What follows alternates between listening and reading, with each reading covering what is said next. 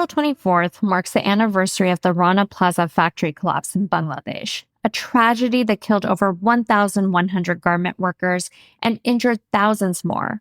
It was a devastating wake-up call that exposed the human cost of unsustainable fashion cycles and sparked global conversations about corporate accountability, worker safety, and supply chain transparency. Over a decade later, workers across global supply chains still continue to fight for basic rights. In October 2023, approximately 250 workers at the Industrial Hana factory in Guatemala lost their jobs when the factory abruptly closed, leaving them without the severance pay legally owed to them. This is a story about unauthorized subcontracting, a common but largely invisible practice that leaves workers without protections and brands without accountability. Almost a year and a half later, workers are still waiting on payment from Lucky Brand, which is owned by a convoluted chain of private equity investors. We'll dive into what happened at Industrial Hana and what it reveals about the broader structural failures in the global supply chain. Recognizing this isn't about one factory, it's emblematic of a global pattern of evasion, exploitation, and the urgent need for systemic reform. During today's episode, we're joined by a friend of the podcast, Anna Canning from Partners for Dignity and Rights, who recently published an article called Not So Lucky: How Lucky Brand, Shein, and Private Equity Fleeced Guatemalan Garment Workers. Together, we'll unpack how unauthorized subcontracting continues to allow brands to evade responsibility and why severance pay is so critical for workers. I'm Anna Canning, and I am currently the director of the worker rights team at Partners for Dignity and Rights. And Partners for Dignity and Rights exists to advocate for what's a pretty simple idea, in theory at least, which is that, all people have basic human rights to dignified work, housing, public schooling. And so we dream big about that while also taking a really pragmatic approach to asking what it would actually take to make those rights real. And on our worker rights team, we really start from a diagnosis that the abuses we see in workplaces in the US and around the globe are driven by corporate practices. So, if you trace the root causes of, say, child labor in cocoa, that goes straight back to the purchasing practices of big chocolate companies. It's a little different in each industry, but really that is the bottom line. We work with worker organizations to develop strategic campaigns to take on corporations and win both, basic rights and then bigger structural change with an emphasis on binding enforceable agreements to make that change last. The goal is to build a world where corporate impunity is out and worker-driven corporate accountability is the norm. Despite all the hype about AI and automation, the reality of apparel manufacturing remains strikingly human. Behind every t-shirt and pair of jeans are real people, mostly women, sitting at sewing machines, stitching garments by hand in factories around the world. It's labor-intensive work that requires skill, speed, and endurance. And yet, these workers are often treated as disposable, underpaid, overworked, and easily replaced. In the rush to produce fast fashion at rock-bottom prices, it is important to remember this industry doesn't run on algorithms. It runs on human labor. So one of the campaigns that we're working on is currently supporting those 250 workers who previously worked at this factory called Industrial Hana, which is on the outskirts of Guatemala City. And in 2023, October, the factory shut down, leaving these workers out of work. And when the factory shut down, the owner failed to pay the workers the severance pay that they were owed. Here's a little sidebar I think that it's important to understand. I'm based in the US, and here, when you lose your job, there is like a state unemployment system that gives you some fraction of what your wages had been and, helps bridge that gap for you as you find another job. That does not exist in a lot of other countries in the world, especially like garment producing countries, which are, historically exploited in other ways. So instead, it's much more common that in the case of layoffs, factory closures, et cetera, the companies are expected to pay workers out a certain lump sum in severance pay. In Guatemala, when a factory closes, the law says that the employer should pay workers 1 month of wages for every year of service. That's how severance is supposed to work. In this case, the Guatemalan Labor Ministry calculated the severance owed to workers to be $1.5 million. It is such a broken system because, these workers just wanted to get paid what they were legally owed for having a job. And instead, there is this vast runaround that brings in, advocacy organizations from all over the globe to try to just say, pay workers what they're owed for the work they've done. So this factory closes. Workers really don't have much to go on. They knew that the factory that they had been working in was owned by a Korean businessman, and they called him Jesus Lee. Uh, that was not his Korean name. But he told them he couldn't afford to pay severance, and that was pretty much it. When brands or factory owners fail to pay severance, it's not just a labor violation. It's an act of economic abandonment that leaves workers and their families in immediate precarity. It also speaks volumes about the lack of accountability in global supply chains, where brands benefit from the labor but often evade responsibility when things fall apart. So these workers were fortunate enough to connect with the local staff of an organization called the Worker Rights Consortium that specializes in doing this kind of investigations in the apparel industry, because it is, in fact, a big enough issue that chasing this kind of thing down requires another organization, and that specialty, they fill that specialty. And so they got on the case and started following the money. They do a really good job publishing their findings online, which is actually not particularly common. A lot of times you'll see like private auditing firms or something will make audits, and those audits are the property of whoever paid for them, often the supplier themselves. The Worker Rights Consortium, or WRC, is an independent labor rights monitoring organization that investigates working conditions in factories globally.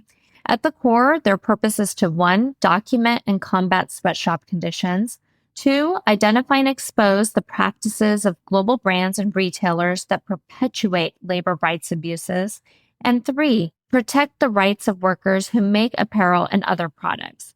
Its investigations prioritize workers' perspectives, relying on off-site interviews to ensure honest, fear-free testimonies, unlike commercial audits that often occur on factory premises and result in limited transparency.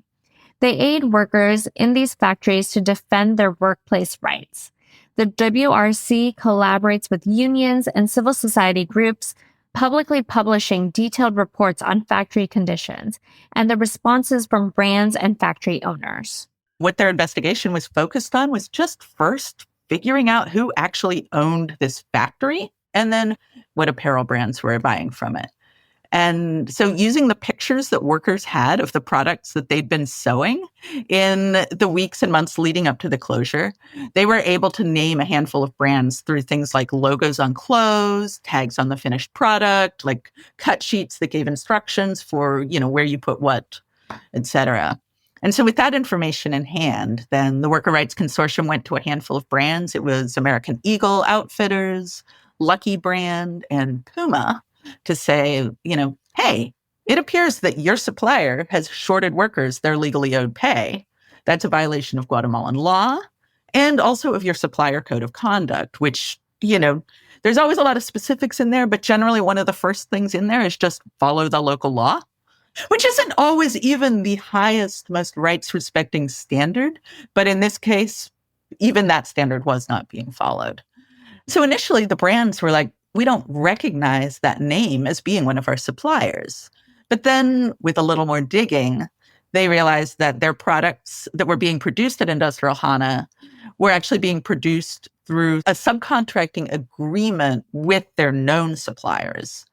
And so I think one of the things overall that's really interesting and somewhat notable in this case is none of the brands involved disputed the facts of the case. They've all agreed that, yes, our products were manufactured at the Industrial Hana factory. And yes, Guatemalan Labor Ministry says workers are owed $1.5 million in severance. So both American Eagle and Puma were like, okay, no, we didn't approve this subcontractor, But we acknowledge the facts that are here. There was a large effort to hunt down this businessman, try to find ownership of this factory, et cetera. That failed. It became clear that the factory owner and operator were not going to fulfill their legal obligations. And so ultimately, American Eagle and Puma agreed to basically a three-way split between the three brands who had most production of the factory at the time of closure. So American Eagle and Puma paid out $500,000 each. But we are now in April of 2025, and Lucky Brand still has not come through, despite the fact that they've ultimately agreed to the facts of the case. Unauthorized subcontracting in the garment industry happens when a supplier, often a factory officially contracted by a brand, outsources production to another factory without the brand's knowledge or approval. This practice is widespread and often driven by intense pressure to deliver large orders quickly and cheaply. While it allows suppliers to meet tight deadlines or cut costs, it often means that the subcontracted factories operate without oversight, outside of any codes of conduct or labor protections the brand may claim to uphold. For workers, this translates to lower wages, unsafe conditions, and as we've seen in the case of the Industrial Hana factory in Guatemala, a total lack of accountability when things go wrong, like sudden closures and unpaid severance. Let me make one thing clear. This is not an anomaly. It is a known phenomena that goes unchecked. Unauthorized subcontracting is quite common in the garment industry. Exactly the rate of prevalence, it's one of those shady practices that nobody publishes a report saying, we do this shady practice 70% of the time or something. And at this point, because of a lot of campaigning from global organizations, most brands require suppliers to list out their subcontracted factories. And, there are legit reasons to sub out work. Maybe there's a specific process, like hand embroidery or some technical skill or capacity that is needed. And so most brands' code of conduct also are really explicit that the labor standards that apply to suppliers also apply to subcontracted factories. So that's how it's supposed to work. But what you see too often is unauthorized subcontracting. I think we can understand that as the latest business practice to enable the fashion industry to drive this ever faster trend cycle that we see, right? With quicker, more flexible, cheaper production. And so, the consequences of very short lead times, last minute changes to orders, overall a mismatch between a brand's orders and a factory's capacity can all push suppliers to then subcontract out production to meet those demands. And, that really pushes the excess overtime, the dangerous conditions all off the books to another factory where it's, the cheaper to produce price tag comes at the cost of building safety, worker wages, et cetera. Human Rights Watch did an investigation on this a few years ago, and it quoted a supplier who likened brands' purchasing practices to buying a bus ticket, but expecting to fly. Really, it was such a great metaphor, right? To capture the difference between a brand's demands and what they're willing to pay for. Lucky Brand is an interesting case study because they've heavily leaned into the all-American identity. Similar to American Girl dolls, in reality, almost none of their products are made in the US. This shift didn't happen overnight and is truly not uncommon. It is the result of decades of offshoring, driven by the relentless pursuit of lower labor costs and faster turnaround times. As manufacturing moved abroad, brands distanced themselves from the workers making their clothes, outsourcing not just the production, but the responsibility of any misdeeds too. No, it's truly not uncommon. And looking at some of the pictures that these workers have taken, there's these pictures of these T-shirts that have Lucky Brand and then this cute 50s looking couple toasting with Coca-Cola bottles. So there's just this whole weird, wholesome Americana vibe. They're just selling that. They don't actually produce in the US anymore.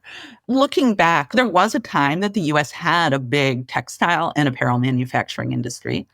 In the first century that the United States was the United States, cotton was a big industry in the South. and that was picked and processed almost entirely by enslaved people. So that exploitation has really been like baked in from the beginning in a lot of ways. And so an industry grew up around that, right? Turning that cotton into thread and then into fabric and then into clothing. And so, the constant in the apparel industry over the centuries has been incredibly exploitative conditions. In the first half of the 1900s, you would see the people who are a big part of the apparel manufacturing workforce were often young immigrant women, and they started organizing against the appalling conditions that they worked in. And through their unions, they won collective bargaining agreements and they won better wages, improvements to their working conditions, etc. Ultimately, if we see that Lucky Brand nostalgia t-shirt, really what we're talking about there with that nostalgia is a nostalgia for the era of good union jobs for the working class. Okay, so workers have some wins, and then what the corporations see is that these wins for workers were cutting into profits, and that kicked off what we've seen ever since then, which is a global race to the bottom for lower and ever lower wages and working conditions to make cheaper products more profitably. And, in the 1970s, it really ramped up. And at that time, we also saw this transition away from fashion brands actually owning the factories that they were manufacturing in to just designing things and then having overseas factories make them and ship them in. And this offshoring was also really supported by global trade policy that, sweatshop jobs in the city were promoted as development for countries across the, so-called global South for decades. For decades, global trade policy has shaped a world where often so-called global South countries are positioned as producers of garments, while so-called global North countries serve primarily as consumers. This division, by design and a byproduct of colonialism, has been justified by economists through the logic of comparative advantage, reflecting systemic global power dynamics. This unequal trade system has entrenched economic hierarchies and concentrated underpaid labor, such as that in the garment sector, to specific regions of the world. Which is how you see now, like Central America, and now a lot in Bangladesh, Pakistan, Cambodia, Vietnam, et cetera, having large apparel manufacturing industries. The latest statistic I saw, something like 97% of the clothing worn in the United States at this point is produced outside the US. The evolution that's really happened over the years is where the exploitation takes place. Shareholder capitalism is an economic model in which a corporation's primary responsibility is to maximize returns for shareholders.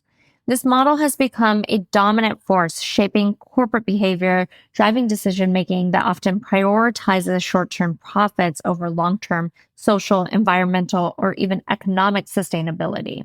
Under shareholder capitalism, corporate accountability is narrowly defined. Success is measured by financial gains for investors, not by a company's impact on workers, communities, or the planet. As campaigners, one of the things that we really work to do is to raise the risk to companies of failing to abide by their commitments. Because ultimately, there are two things that shareholders care about. One is profit, and the other is risk mitigation. So they are legally bound to avoid risk for their companies. And so, unpaid wages to workers, massive human rights abuses should be and are a massive reputational risk. It just takes the work of a whole lot of us to make that risk real. Materiality refers to the process of identifying and prioritizing issues that are most significant to a company's stakeholders and operations, whether financial, reputational, or ethical in nature. Risk mitigation involves implementing policies and practices to reduce the likelihood or impact of those identified risks. When businesses conduct materiality assessments, they gain a clearer picture of what risks demand urgent attention and resources.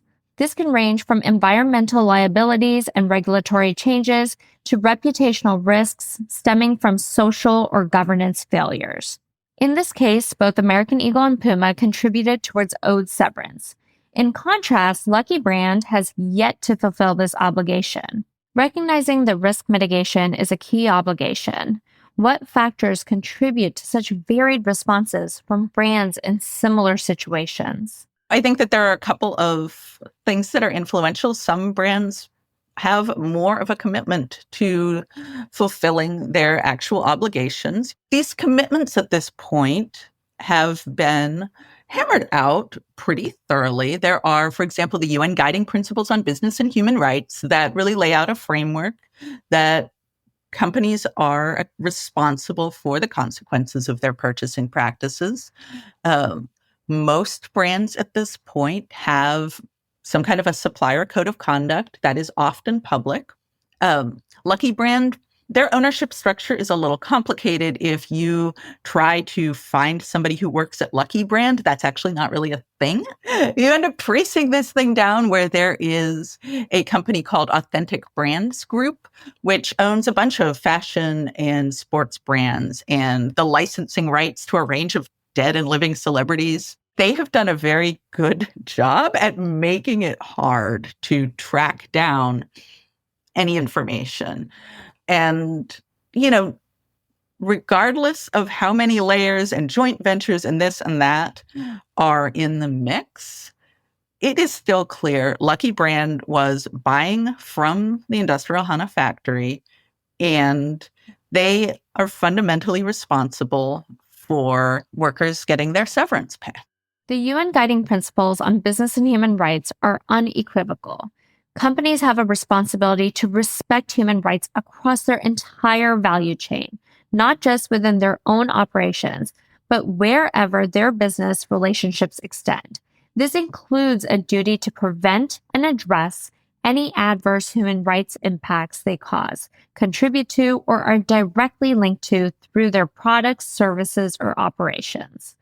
In the case of global apparel brands, this means taking responsibility when workers in their supply chains are denied wages, severance, or basic protections. It's not enough to claim ignorance or distance through layers of contractors and subsidiaries. The principles set a clear expectation. When harm is done, businesses must engage in meaningful remediation. The issue of laws on the books versus what it takes to enforce them is an issue across the world, right? The US has no moral high ground here. That if you look at, even prior to the massive cuts that we see in enforcement now, with a real gutting of OSHA, the Occupational Health and Safety Administration, who's responsible for enforcing a lot of safety standards in the workplace. Wage theft is incredibly prevalent here, especially among low-wage workers. Brands benefit from millions to billions of dollars in unpaid wages to workers, and there is not a mechanism by which those at the top are prosecuted for that. So the whole legal system not necessarily tilted towards justice. Instead, what it takes to make those rights real is strong, organized worker organizations. You see that in the US, you see that abroad.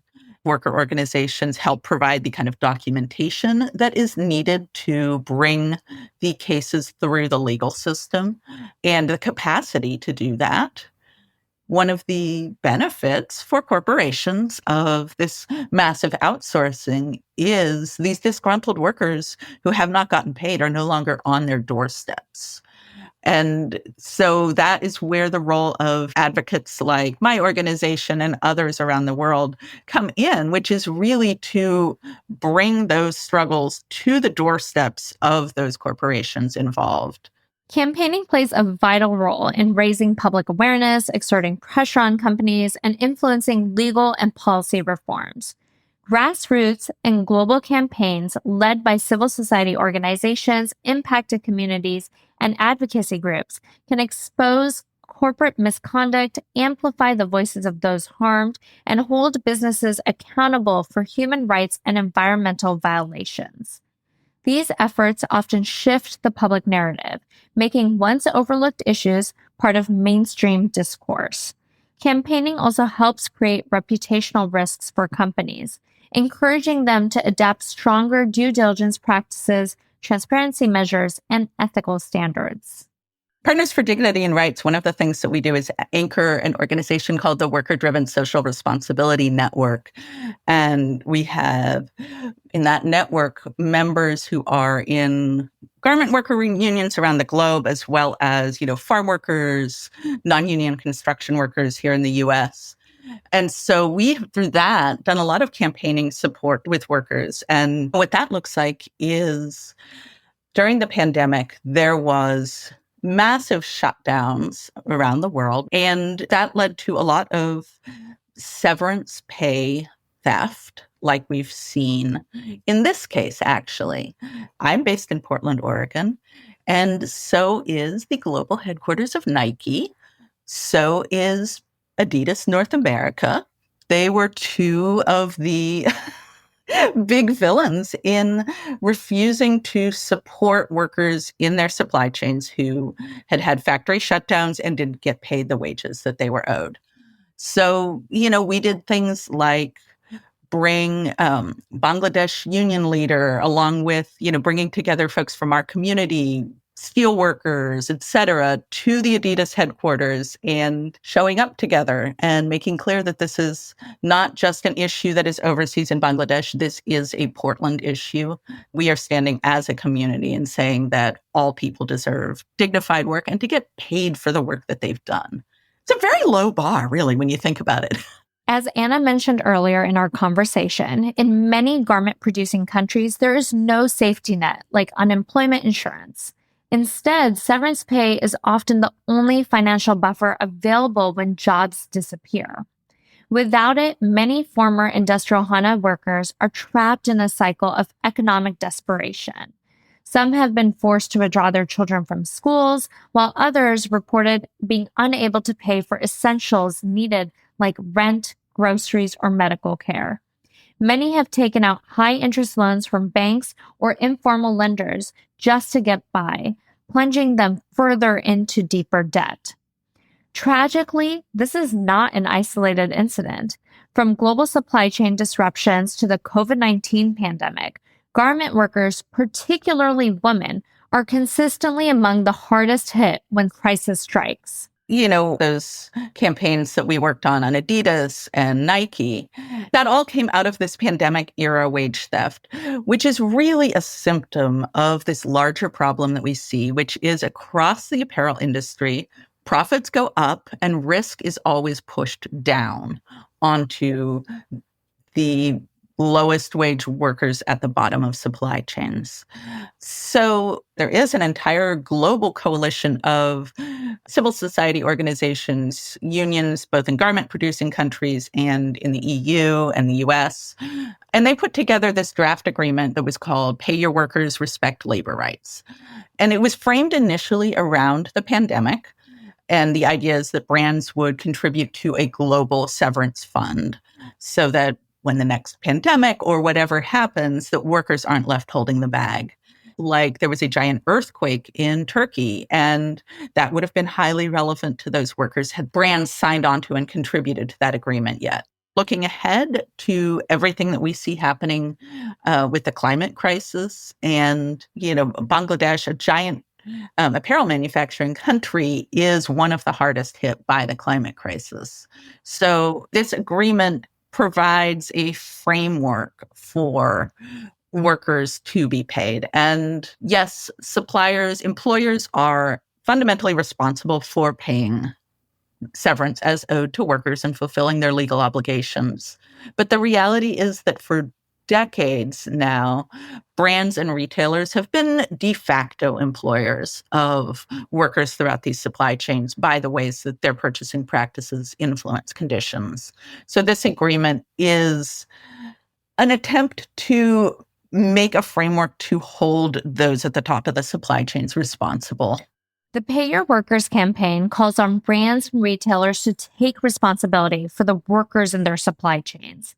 The campaign demands that brands sign a legally binding agreement to ensure workers are never left without wages if their factory goes bankrupt, by signing on to a negotiated severance guarantee fund and that brands protect workers' rights to organize and bargain collectively. Moments of crisis have repeatedly exposed the deep injustices within supply chains. Significant campaigning efforts by groups globally after the 2013 Rana Plaza factory collapse led to international agreements aimed at improving factory conditions.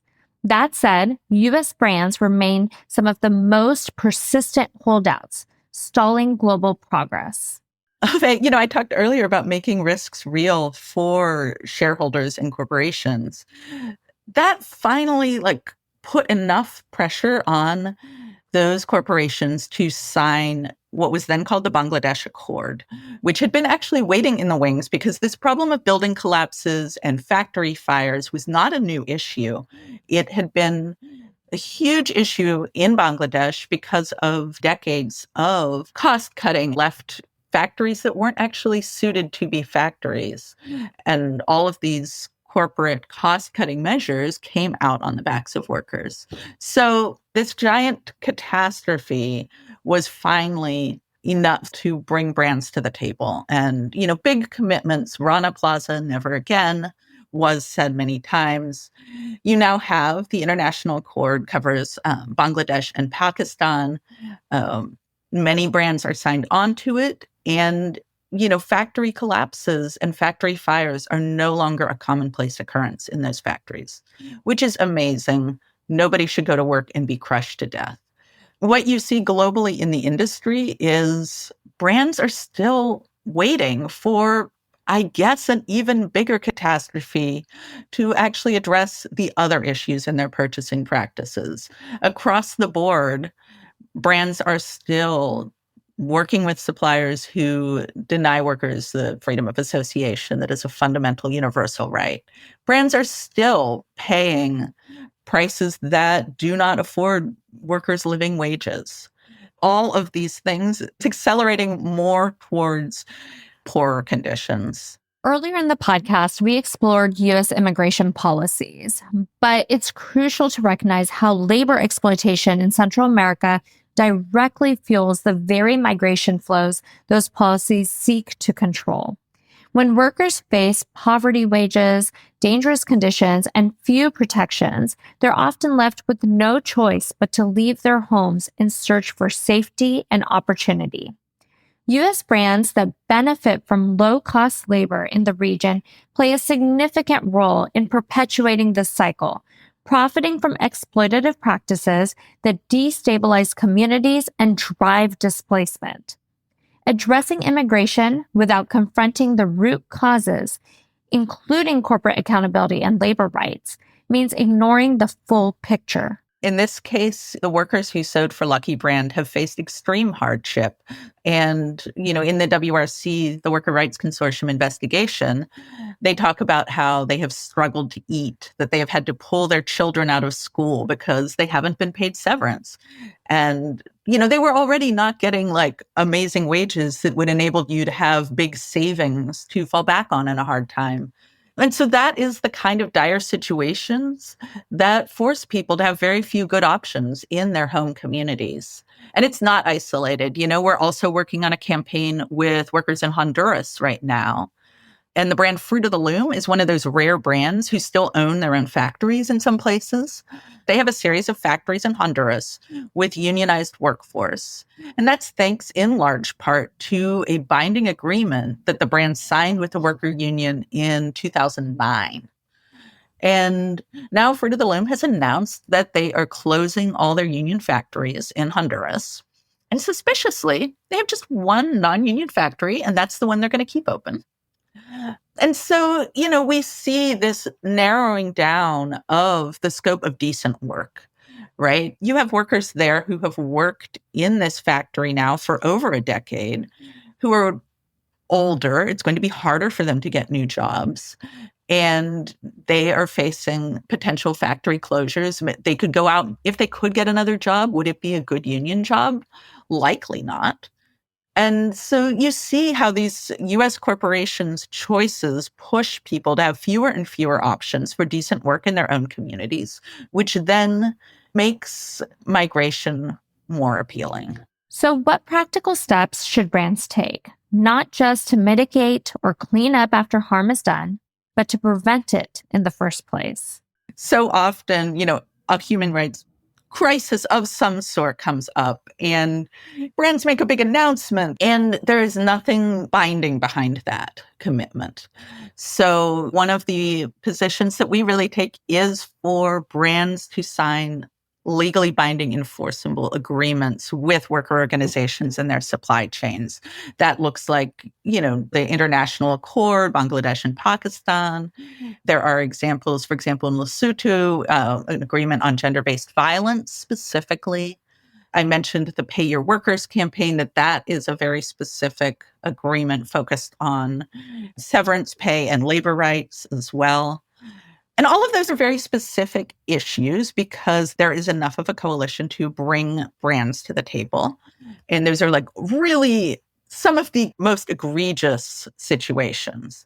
But, one of the fundamental things that brands need to do is demand that their suppliers actually for real respect freedom of association. Because workers' unions winning collective bargaining agreements in their workplaces is what's going to change so much of the day-to-day abuses that you see in workplaces.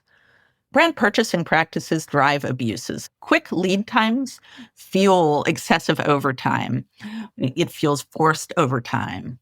And finally, when these abuses come out, it's really important that brands actually commit to remediating abuses and figuring out, what a rights-respecting path forward is. During our last episode, we discussed the importance of worker-driven social responsibility. WSR is a model of labor rights protection in which workers lead the design and enforcement of programs that directly impact their working conditions. At its core are 6 principles that prioritize worker agency, binding agreements from brands, and independent oversight. I often say corporate social responsibility is really, it's not about corporations taking responsibility most of the time. It is corporate self-regulation. It's corporations saying, we got this, we can take care of it ourselves. No need to make regulation here. We're going to do this. I think we've all seen, as Boeing has said, we've got safety under control and pieces are falling out of airplanes in the sky, that corporations are not very good about actually regulating themselves.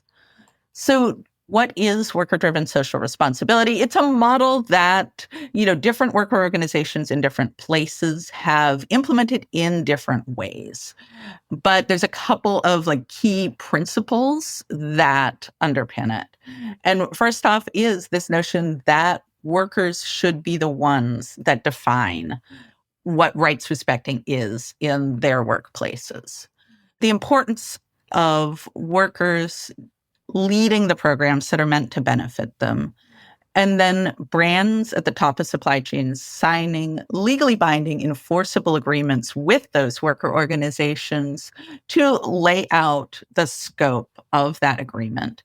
And then workers really having a say in how those are enforced, but then brands also providing the capacity to make the improvements that are needed instead of it just being a series of or underfunded mandates. Back to the, brands paying for a bus ticket and wanting to fly, that we really need to get out of that model to, if brands want changes made, they need to pony up to get that done. Garment workers are the backbone of global fashion, yet they remain the most vulnerable when brands pull out, factories shut down, or systems fail. The case of Industrial Hana is not an anomaly. It's part of a broader pattern when workers at the bottom of the supply chain are left to shoulder the costs of corporate negligence and systemic instability. It lays bare the ways in which corporate accountability continues to fall short, especially when brands hide behind layers of outsourcing, subcontracting, and complex ownership structures. As we heard from Anna and explored throughout today's discussion, workers and advocates around the world are pushing back, demanding justice, calling for binding commitments and building alternatives rooted in worker power and dignity. Whether through campaigns like Pay Your Workers or the worker-led models of worker-driven social responsibility, there's a growing movement challenging the logic of shareholder capitalism and insisting that people, not profits, must come first. Unauthorized subcontracting in the garment industry is widespread and driven by corporate pressures, often resulting in low wages, unsafe conditions, and a total lack of accountability. Binding agreements are critical for systemic change. Severance isn't a luxury, it's a lifeline. And respecting human rights isn't optional, it's a responsibility. With that, I want to thank all of you for tuning in. This podcast is entirely listener-supported. I truly hope you consider contributing to it by visiting artofcitizenry.com/support. Please remember to subscribe to Art of Citizenry wherever you listen to podcasts and give it 5 stars.